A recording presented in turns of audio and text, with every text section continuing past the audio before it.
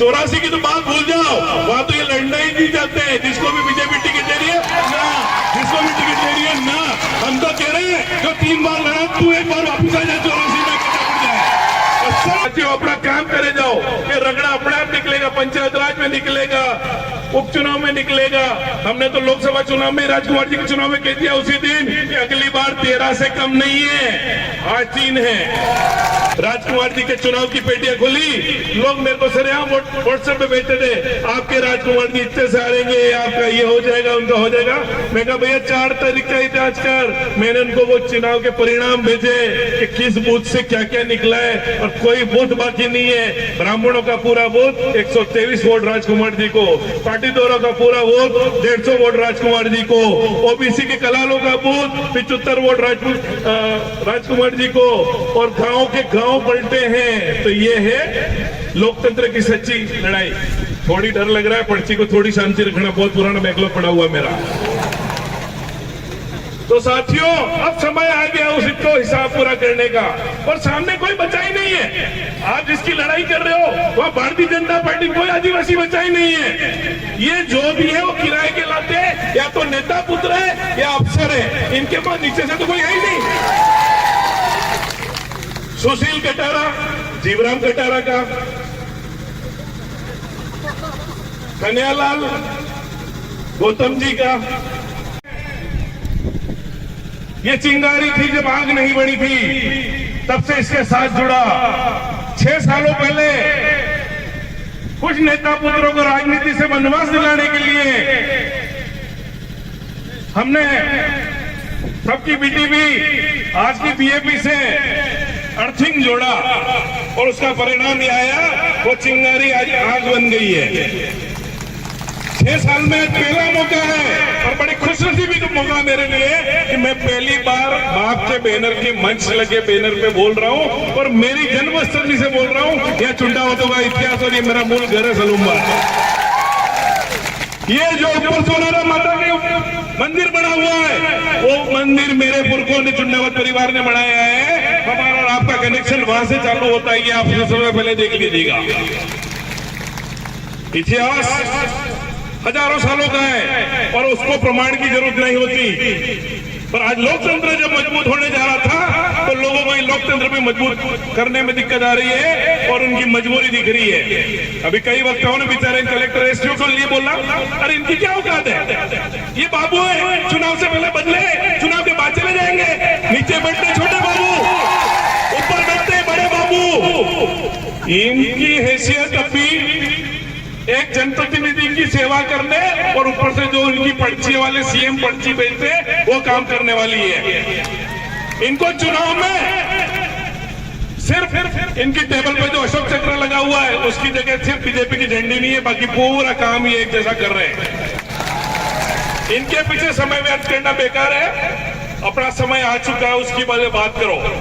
अपनी लड़ाई जो थी, आज भारत आदिवासी पार्टी के विधायक दल का नेता भाई थावर चंद जी, जो विधानसभा में हमारी पार्टी का नेतृत्व करते हैं, उस चुने हुए जनप्रतिनिधि का अपमान किसी कर्मचारी के द्वारा इन नेताओं ने कराया है। उनका बदला समय और वक्त लेगा, और आप और हम सब मिलकर लेंगे, और वो समय बहुत जल्दी हमारे बीच में आ गया है।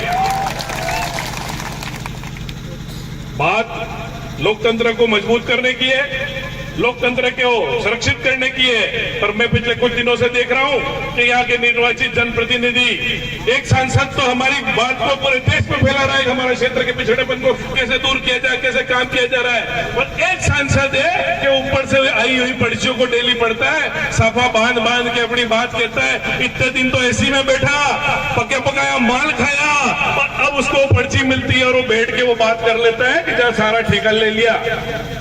पहली बात सांसद जी आपको कह देता हूं कि आप जो गलतफहमी क्षेत्र में फैला रहे हो, वो गलतफहमी आप निकाल देना। ये शांति प्रिय कौम है, उसको आप आपस में लड़का के भड़काने की कोशिश मत करो। साथियों अपना काम करे जाओ, कि रगड़ा अपने आप निकलेगा, पंचायत राज में निकलेगा, उपचुनाव में निकलेगा। हमने तो लोकसभा चुनाव में राजकुमार जी के चुनाव में कह दिया उसी दिन कि अगली बार 13 से कम नहीं है, आज 3 है। और परिवर्तन आया है।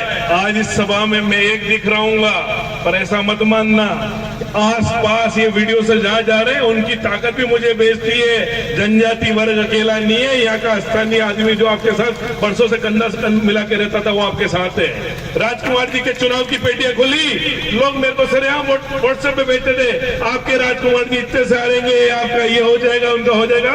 मैं कहा भैया 4 तारीख का ही जांच कर। मैंने उनको वो चुनाव के परिणाम भेजे कि किस बूथ से क्या क्या निकला है, और कोई बूथ बाकी नहीं है। ब्राह्मणों का पूरा बूथ 123 वोट राजकुमार जी को, पाटीदारों का पूरा वोट 150 वोट राजकुमार जी को, ओबीसी के कलालों का बूथ 75 वोट राजकुमार जी को, और गांव के गांव पलटे हैं। तो ये है लोकतंत्र की सच्ची लड़ाई। थोड़ी डर लग रहा है, पर्ची को थोड़ी शांति रखना, बहुत पुराना बैकलॉग पड़ा हुआ मेरा।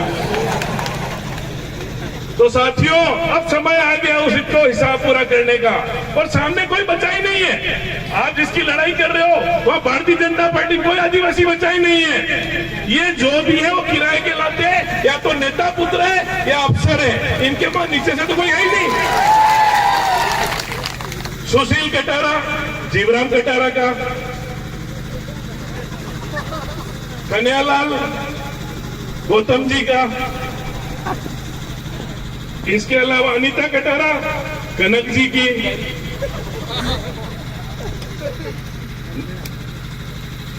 हेमंत मीणा, नंदलाल जी का, और दूसरे अब गिनने चालू करते हैं।